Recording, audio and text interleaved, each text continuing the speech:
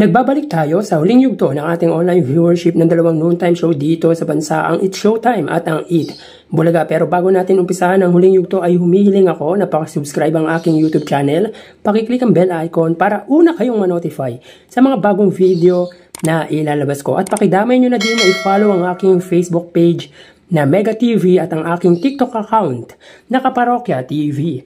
Maraming salamat!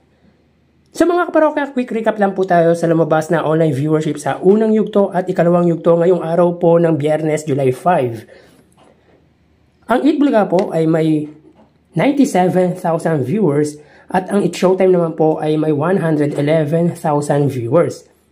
Sa ikalawang yugto naman po, ang Eat Bulaga ay may 105,000 viewers at ang It's Showtime ay may 139,000 live viewers. So yun po ang lumalabas sa kanilang online viewership sa unang yugto at bali, ang link ng unang yugto at ikalawang yugto ay makikita sa description ng video na ito. Maraming salamat! So tara, ating alamin ang online viewership ng dalawang bigating noontime show. Para sa Eat Bulaga under TVJ Facebook page na may 2.5 million followers at sa It's Showtime naman na may 18 million followers. So as of 2:15 PM makikita po natin dito na ang It's Showtime po ay may kasalukuyang segment na tawag ng tanghalan. Samantalang ang Eat Bulaga naman po, sila po ay may segment na pera fee.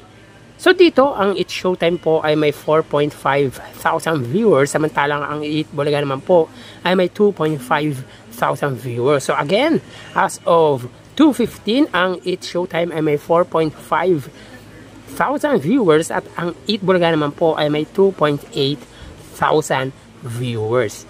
So mapunta naman po tayo sa TV Network YouTube channel at unahin po natin ang It's Showtime under GMA Network YouTube channel na may 35.7 million subscribers. Samantalang sa Eat Bulaga naman po under TV5 Philippines na may kasalukuyang subscribers na 1.86 million. So as of 2:16 PM, ang GMA Network sila ay may 26,000 viewers at ang Eat Bulaga naman po ay may 28,000 viewers. So again, as of 2:16 PM, ang GMA Network ay may 26,000 at ang TV5 naman po ay may 28,000 viewers. So mapunta naman po tayo sa main YouTube channel ng dalawang noontime show para po sa It's Showtime.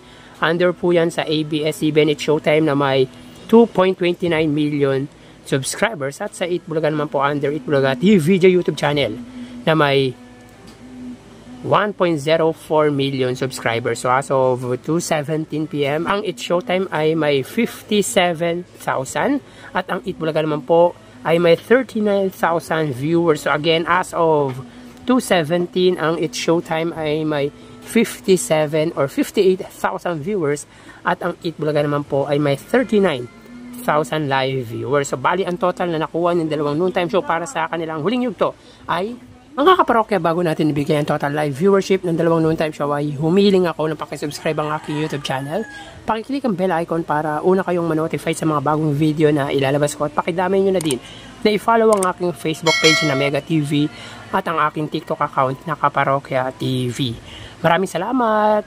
So bali ang total na nakuha ng Eat Bulaga ay 69,000 viewers at ang It's Showtime naman po ay 88,000 viewers. So again, ang Eat Bulaga ay may 69,000 viewers at ang It's Showtime ay may 88,000 live viewers. So yan po lumalabas sa kanilang online viewership as of 2:19 PM at bukas ho ay matutunghayan nyo na naman ang panibagong yugto ng ating online views update ng dalawang noontime show. Magpapaalam na po ako. Thank you and God bless.